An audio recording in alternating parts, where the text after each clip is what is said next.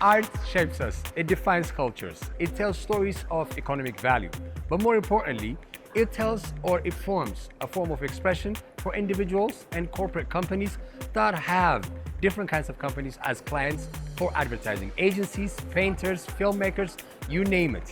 The creative industry is growing at a very, very high rate. There are numbers being put out every year. Some people say hundreds of billions of dollars, up to $2 trillion. So yes, there's a lot of numbers that are being thrown around. The reality is none of us, we don't really know how they're being calculated.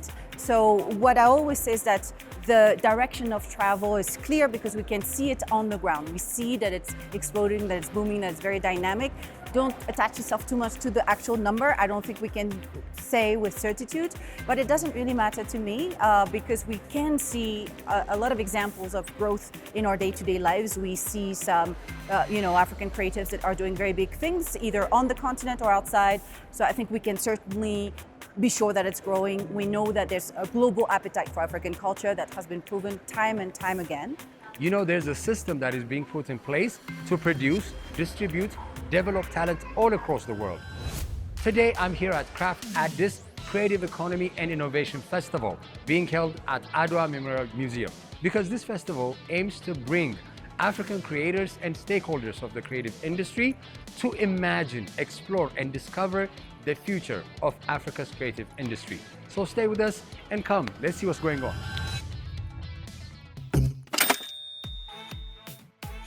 My name is Zalalem Woldemariam, CEO and Chief Creative Director of Zaleman, and also I'm a founder of Craft Addis. My name is Marie Laura Mugai, and I'm the founder of Restless Global, which is an advisory firm specialized in the creative industries and sports business. And I'm also the author of Creative Cash Flow. Barafa Gabriel Marcos, and I'm the General Manager of ALX Ethiopia. Seleshi Girma, State Minister of Tourism. I'm Sheila Changangu, and I'm the Marketing Director at Visa for East Africa. Colin Gale, I'm the Group CEO of ACA. My name is Naima McLean, and I am the VP of the Creative Economy at ALX. Whether you want to say one thing or the other, the creative industry is growing. But there's a flip side to it. What is that? When you're looking at artists, creators, or the talent in the creative industry, they're not being compensated as much as they deserve. Why is that? Well, so first of all, let's also make a distinction of what we call a creative professional, because what most people think of when we say this, they think of the actual artist, so the singer, the filmmaker, the fashion designer. But the reality is that this is an entire ecosystem with people who occupy various positions in the business environment to enable these people also to thrive. So there's a lot of different people who are creative operators or creative entrepreneurs working more in the background or in the shadows. So we're talking of this entire ecosystem, right? And I would say, for me, from my vantage point, one of the reasons why perhaps some initiatives are, well intentions, and maybe it starts with a lot of hope and a lot of talent and energy and doesn't pan out, is because we have a widespread lack of business and financial literacy in the creative space. And if you want to set up a business structure that lasts and grow and scale, you do need to understand business and finance at a proficient level.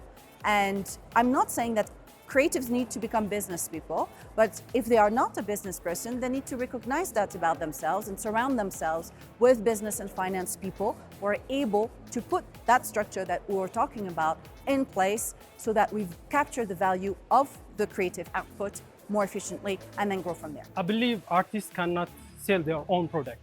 They do need a representative, like an agent. So the reason that the artists are not out in the markets because they have to work on arts and they have to sell, which is two different departments. So that's one of the reasons I believe people don't understand. They have to have a good representative agent to showcase and market their products. From our experience, there are a couple of challenges that we've been facing. The first one is the infrastructure challenge that we have been having. So in order for us to document different heritage and architectural sites using 3D devices, so the equipment price is very expensive. We can't import it free of tax. So we can't rent it because not so many organizations as well as individuals have those equipment. So the first one is infrastructure challenge. The second one is basically even after investing a substantial amount of time, money, energy in documenting those sites, there is an awareness gap. So the 3D immersive experience is not that big in Ethiopia, and people don't know what we actually is doing, so that is that challenge. And the third one is everybody is doing everything in a silos format. So I'm doing my own thing, the other startups or the other business firms are doing their own thing. So the infrastructure challenge, the awareness gap, as well as doing everything in a silos is one of the biggest challenges that we've been facing. Yeah. I think there's many reasons, but the main one being infrastructure. There isn't a solid infrastructure that was built to actually protect musicians and give them what they're worth. Another thing would be the basis on which it was built. I think it was built to profit rather investors and the company rather than the artists that are giving the company the output and the revenue that they're receiving. So in my opinion, this creative economy sometimes doesn't benefit the actual creator or the artist or the fashion designer, that artist on the regular street. And this is because of several things. First of all, it's around how do they see their profession, their talent as a business. If at the first instance they don't see it as a business, the aspect of monetizing it, scaling it, doesn't even feature. And if you can't monetize and scale, then it's not going to really benefit you financially. So that's the first thing. The other aspect is being able to know their rights, being able to fight for what value they actually bring to the table. And what do I mean by this? So your rights in terms of things like contracts, when you do get contracted to deliver your product or service or skill, to a company or any other entity, you have to know how to contract, have to know how to read that, you have to know how to read in between the lines. Don't just gloss over and sign it. You have to really get into the detail and ensure that you're getting value for yourself. And the third thing is, how do you then capture that value? How are your payments getting made? Do you have the platforms? Do you have the partners that are enabling you get your customers be able to pay you, or for you even to make those payments for whether it's your suppliers globally or internationally? And that's where a brand like Visa would come in, where we provide the payment rails to enable you receive money and also make payments for your craft. Depending on the country, the creative industry allocates for a 0.5 to 7% contribution to the GDP. This means there's a lot of potential where the creative industry can be developed and distributed to garner much audience and then have a greater contribution to the economy. We know, of course, that the creative industries are very fragmented. We know that it's a lot of individual actors. It's hard to pinpoint where the value is being created. I think it takes time to build out the whole ecosystem. I think huge investments of companies that come in to the space and to build out the market. It takes a bit of time for that to trickle down to the actual creative. But are there systems, are there structures to empower the artists, the talent, the filmmakers, the painters, and every, craftsmanship, as we have seen today, to develop their talent where they're financially stable and they can have longevity in their careers? But more importantly, are the systems that are available right now empowering them or exploiting them? If you want to be exploited, that's a choice. You choose to be exploited, or you choose to take advantage of the opportunity. That's how you want to look at it. You know what I mean? You have music, you can keep it on your hard drive, play it for your friends, see how that gets you, or you can make a movie and play for your friends and see where that gets you. Or you can put it out there and hope it catches a spark and it grows. Know your business, obviously, but you got to be in it to win it. You can't be on the side of it complaining about it. It depends what you're looking at. And in my perspective, it's mostly empowerment if you know what the system entails and if you know how to handle the system. So I'm not somebody who will say, African creators are being exploited by the big platforms, whether it is Spotify or Netflix or YouTube. No, these platforms have a way of working, which is not anti-African. They just work in their own, market environment. And the reason that African creatives or creators get less money is mostly a reflection of the smallness of the market in terms of advertising, depth and pool. and in terms of GDP and purchasing power. So unfortunately, we operate in environments that are constrained, where purchasing power is low, and so the money that is being generated through these aggregators and platforms is low. But that doesn't mean they are biased against Africa necessarily. It's just the way the system is. So as an African creator, you have to understand that, and you have to play your cards properly as to where you put your work and in what conditions, and how you can think outside of the box to not depend only on these platforms. And then I would add that you have another responsibility is collective power, is to come together with your fellow creatives to advocate for yourself and give a voice to your industry, which too few do on the continent. Because sometimes you can advocate for a better system or a better share of the pie, but you have to do it as a group. Well, it depends on where in the world, but I think for the most part, there is a lot of exploitation. Because, for example, if we see in the US, we can see that the success rate of any artist is extremely low, but then so many artists get these advanced, and the label obviously produces their stuff, but then they require those advances back. And if the artist is not releasing anything or not making any type of profit, it kind of binds them to a contract that is going to be very difficult to come out of, especially when they're not prioritizing the artist's work or rollout or promotion or even touring. Artists only focus on their arts, right? So they don't put the value, how much it costs, how much money will it be on the market. So those who are approaching the artist will take an advantage. They can buy it from a cheap and sell it in a big money. So I also advise artists to go outside, look around how much their craft is selling, and do the right decision to sign the good product. Yeah, definitely, especially when it comes to the investment side. Since, as you know, Ethiopian investment landscape is not big, so different angel investors, after actually understanding what we're doing, have tried to reach us, and they even claimed up to 70% of our own startup. So there is that aspect. And even whenever we're reaching to different architectural firms, hotels, real estates, they will want us to do everything for free, while basically asking to invest our own money, time, and a lot of things. So we've done that for quite some time before we garner the audience that we currently have. But there is definitely that exploitation in terms of investment, in terms of collaboration, in terms of actually wanting us to invest a lot of our resources to document and to give them everything that we have for free. Yeah, a little bit, there is a little bit.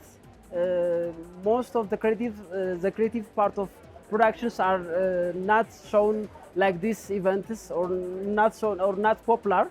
Mostly the popular investors or the popular majorities are not looking this type of creative sides. Nowadays, you're hearing a lot of reports saying AI, new technologies are taking over the creative industry, be it painting, be it video editing, be it graphics designing. You can name any creative industry professional that can be replaced by AI. But that's not always the case. I will argue that AI is actually a tool that these creative professionals can use to do their jobs way faster, way cleaner, with just fine-tuning how they prompt it. So I think a few things have to happen, and I think are beginning to happen. One is recognizing the creative industry as something that that requires structured support. Sometimes we think creativity is kind of a natural endowment. Yes, there's a lot of creativity that is kind of innate, but there's also a lot of things that make the creative ecosystem function, which requires actually proper skilling, training, requires platforms, requires tools. So someone like ALX, this is really where we come in. It's at that part of the ecosystem where we're supporting young people to understand, the tools, to understand some of the means and access that they need to be able to get knowledge in different aspects of the creative industry that make up the system. I think often when we think of the creative industry, our mind immediately goes either to music or art. But there's a lot. It's much bigger than that. But even if you take music, there's a lot of things that go to music. Not just about the singing. There's the production that goes behind it. So I think so. One is ensuring that the structured knowledge transfer, the structured skilling happens. Then I think the second is creating programs where young people are also learning how to monetize this skills and tools that they're using now. Monetization happens in different ways. There are certain structural challenges. For instance, we have in Ethiopia that requires maybe a policy solution in terms of being paid using whether be it foreign currency and so forth. But part of it is also helping people understand how do you monetize, what are the different avenues of monetization. Now, I think, and then also is helping young people work with big houses like Kana itself, where the actual work of the industry, even if it's within a media context, happens. So it's also just pairing young people with those that are already doing something in the industry so that they can understand what needs to be done. Particularly if we're talking about AI, I think AI has leveled the playing field. Everyone has access to it. If you have access to a smartphone, you have access to a computer, you have access to the internet, which not a lot of people, I'm not saying everyone does. But if you do, all the answers are there. It's not a big secret that you couldn't access. There's not some, secret, mission in the corner that you don't know or you don't have access to. AI will give you the answers to most of it. How to market yourself, how to market your product. You just have to have the imagination and the creativity to make it work for you. Can't be lazy with AI. It's not going to solve all your problems. It's going to make you faster, make you more efficient, right? Make you quicker at your job, right? But it's still, at the end of the day, AI is only going to be driven in our sector by the creative. I mean, it's different for different sectors, right? So we're talking very general. And I think, one, creators need to know what are the tools best associated with their industry, number one. Number two, don't get lazy in understanding your craft, because AI can only do so much, right? If you want to stand out, if you want to not be generic like all the other AI outputs, then understanding your identity and then using AI to enhance that whatever makes you unique is critical. So looking at the landscape of tools, understanding how it will best serve you as a creator, not just your art or your craft, but your business too. And where you don't have the skills, use AI and the ecosystems around you to support that whole output. So I think it's just about knowing the tools and understanding how to utilize them. And again, that's why you need the ecosystems like ALX to be able to just learn different tools and have an environment that's going to nurture you in that way. Technology is actually an enabler, and we mustn't fear technology. Our creators, our professionals, our filmmakers mustn't be afraid of technology. They must actually lean into technology, because technology is what will actually enable us to scale. And how will it enable us to scale? Sitting here in a city like Addis, I could decide that I don't want to do technology and I will just sell to the market that's around me, my neighborhood and all of that. But the reality is, by embracing technology, getting on, for example, social media, putting your products on an international marketplace will allow you access to global markets. So you as a, content creator, if you embrace technology, you can then be able to showcase your talent, your skills to, markets outside of here. So technology is actually an enabler to this industry, and it must be embraced. AI actually helps us do things a lot faster, a lot sharper, a lot sleeker, and gives us more efficiency. So we must lean into technology. There is a creative cash flow problem that will be always recurring in the industry. How do we fix that is the question. For instance, an ad agency in Ethiopia will start operation having a huge client 1 year. So year one, they'll do very well. Year two, year three comes where everything is going very well, but at year four, all their big clients drop off. Then what happens? So they have to, realign, recalibrate whatever they're offering their services are, and then try to get it back in the game. But that's not always the case. So there are structures. There is a supply chain narrative that could be put in place where all, creative professionals can put together their efforts to have a conducive environment for creative industry professionals to thrive in, to contribute to their art, get a livelihood, have a sustainable financial status, and then have a greater contribution to the economy. I think events like this can be a link from the artists to the promoters. You know, I can showcase my watches, but I may not know how to sell it. So if there is some promoter or someone who can understand my watch and make it on the market appealable and sellable, this kind of events will make it happen. I believe such kind of events are important for events. Countries that are developing like Ethiopia have their own set of problems, be it from, developing their agriculture sector, empowering their education, or improving their health sector provisions. The creative industry was in the backseat for a very long time.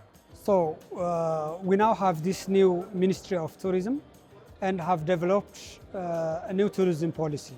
So with this, we tried to evaluate the potentials we have as a nation, much beyond the previous and the known, and which we are very popular with, including the historical sites, national park and wildlife, and cultural diversities. So we tried to see the hidden treasures which were not much invested in, and trying to understand we have the art potential, including the crafts, painting and art galleries, music, culinary art, and so on. So identifying all this and trying to prioritize them, to invest more and promote them, to create more visibility as a touristic destination in the African continent. In the coming 1 month, we will be in Venice, in Italy, in promoting one of the popular Ethiopian artwork, which actually is a painting, and showing it for the coming 6 months for 1.4 million visitors. So we started investing on artworks and trying to consider it as one major component of touristic product. I don't say we have done a lot in the past, but we now put it in our policy and started actually working in the ground. How can we all work to make the creative industry be better? One is having the understanding that the creative industry is not just about the bottom line. It is actually a sort of a social entrepreneurship for myself, because you have to be passionate true to your art and your craftsmanship, but at the same time create an impact on the way people think, on the way people perceive life, and even communicate with each other. At Craft Addis Festival today, I was able to witness different kinds of creative professionals from different backgrounds sit down, have a conversation, and explore the future of African creatives. What we will ask is, these kinds of events are platforms where different creative industry professionals meet. It could be fashion, it could be filmmaking, it could be music. As I said, different kinds of creative professionals can meet and network, talk, and actually have potential agreements and understandings for partnerships. First year, first day, it's a lot of people here, a lot of partners. It's really good. I'm glad, because I think there are so many experts here where they can share experience, knowledge. That's why we create this platform, and it looks like it's going in the right direction. I think it's very vital because first of all, it educates a lot of people in understanding the time it takes to build up artists, to build up everything in the creative space. And it also can bring awareness to investors, to stakeholders, to show that these people are still worth what they're putting out. They're still working human beings, and it is worth for us to reshape our mindsets into actually investing in them what is actually deserved. Well, one of the plans that we have as Gaze Watches to make our watches international. Yes, we do have a website. They can access us at gazewatches.com, but we also need an event like this to showcase our watches, to tell our story.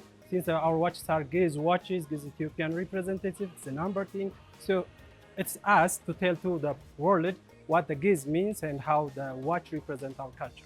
As I've told you, one of the biggest challenges that we've been having was awareness. So the platform like this will actually solve basically a portion of our problem. And what I would recommend is to do it more often. I know it's the first of its kind, and basically doing it more often will actually help us to create more of an awareness and the interaction between ourselves, with the audience, and also with a potential investor so that they can invest on our platform and so that we can actually make the money and create a lot of impact. The corrective measure, it should be promoting a craft workers like Craft Addis, and also to making B2B connections from the designers to the other part of officials. You know, I really welcome this initiative from Zeleman. I think it's wonderful. They started very big. I do a lot of these events. This is a very impressive one. I think it puts Ethiopia on the map from the get-go in the creative industries. There's people from other countries that are here, and it's great to be able to connect with them. So that's definitely something that you know, is great. And so these kind of forums, they happen elsewhere on the African continent. But I would say this is a very high level in terms of you know, the execution of it. And also for me, I'm very happy to see Ethiopia takes its position in the creative industries. I've worked in 27 African countries. I work all across the continent. I meet creatives everywhere. And so far we hadn't heard much from the Ethiopian industry. We know of the big artists, but we hadn't heard Ethiopia show up as an industry. Now it's here. So I'm very happy for that. My career started in a place like this. So that's probably the best example I have. I think collaboration, camaraderie, being able to come together in the space with a common goal or a common subject matter is how you grow, it's how you build community. And that's it. If you're all in 9 different places and there's no community, and craft pulls everyone together. If you're filming TV, you're gaming, it's all the same thing. The only thing that's missing from this is sports. Sports is no different. Sports is the same thing. Basketball doesn't happen without music. Yeah, we were talking about it earlier, just how this is a relationship-built ecosystem.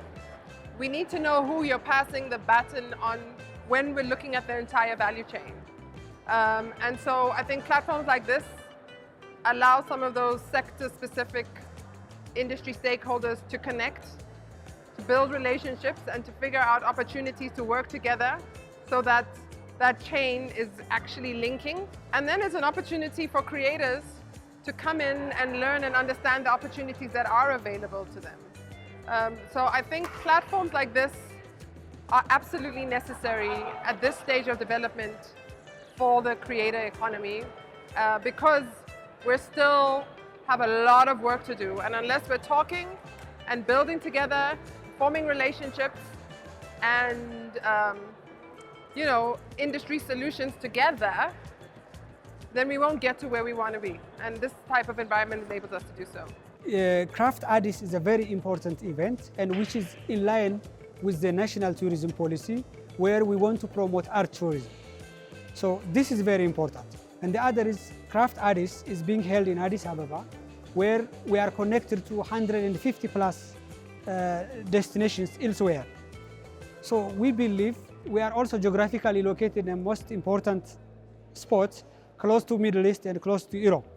So there is a high potential to bring artists and make Addis an art hub.